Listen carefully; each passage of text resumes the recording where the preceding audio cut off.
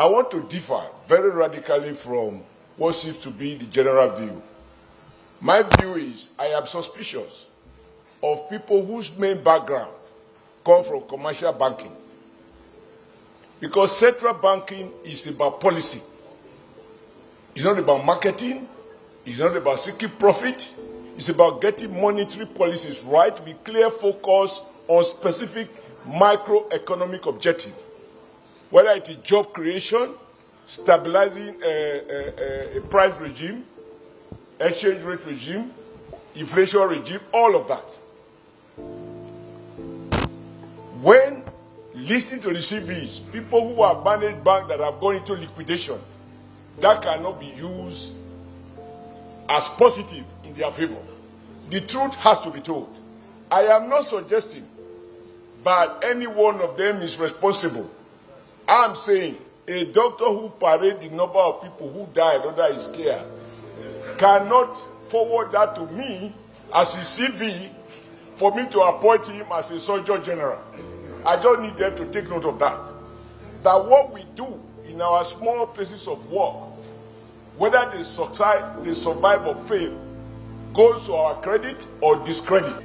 Okay, so it's looking like Comrade Adams Oshiomhole, distinguished Senator Adams Oshiomhole, seems to have a problem with Bola Ahmed Tinubu's choice of who should become the CBN governor and the nominations for deputy governors as well. And then, no hard feeling, right?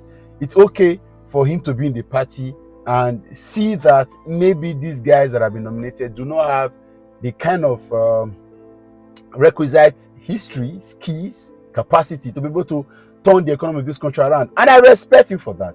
I have plenty things to say, but I want you to watch this full video first. Take out time and listen to Adams Oshiomhole talking about the policies of governance, the direction, and somehow he disagreed with Tinubu's economic reform policies, right? And I'm quite pleased about that. Again. Watch the video first. After the video, we'll talk.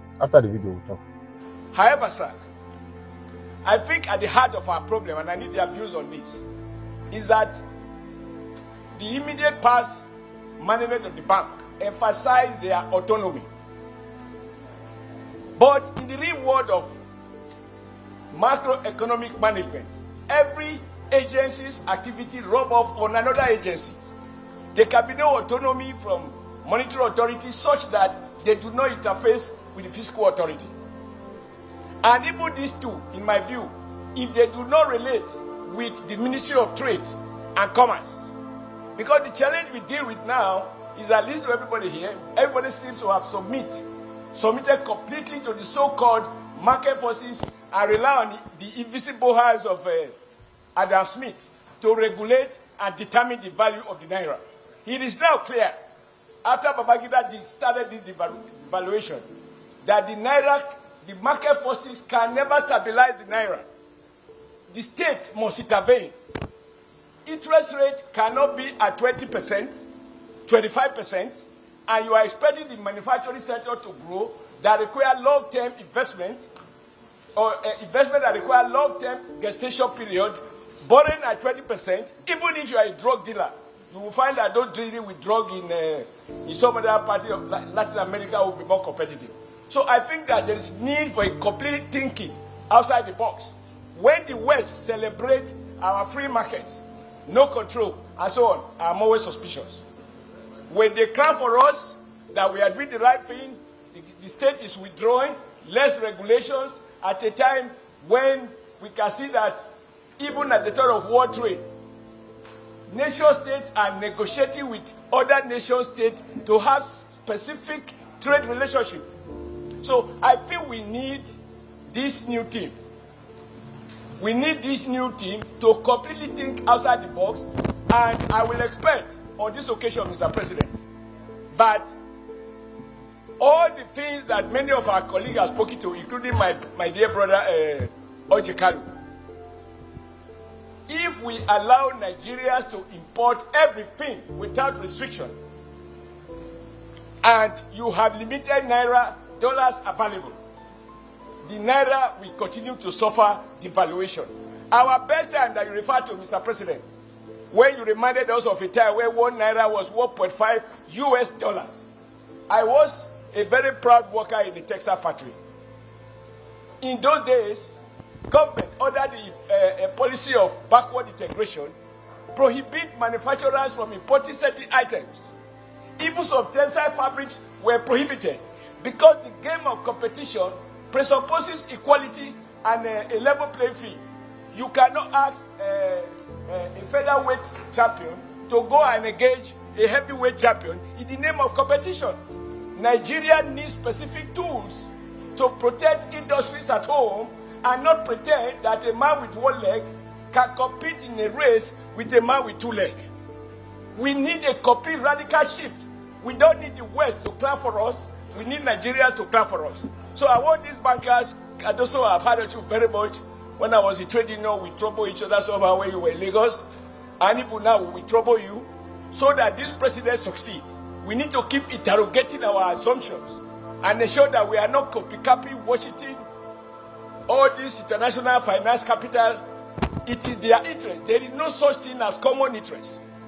So, Mr. President, I thank you for allowing me to talk this much, because if this president is going to deliver on the renewed hope, it must devise new tools away from invisible market to visible hands that can be held responsible and accountable for our collective future. Thank you, sir. Okay, so that's the video. Sincerely, I'm impressed. I'm impressed. And someone said in the comment section, why is Adams Oshiomhole not a minister? But of course, he was elected by the people to go on to the floor of the Senate to deliver. I'm quite impressed, and I'm quite sure that his party men will not be pleased by this comment. And the truth is that, but that's the way to go.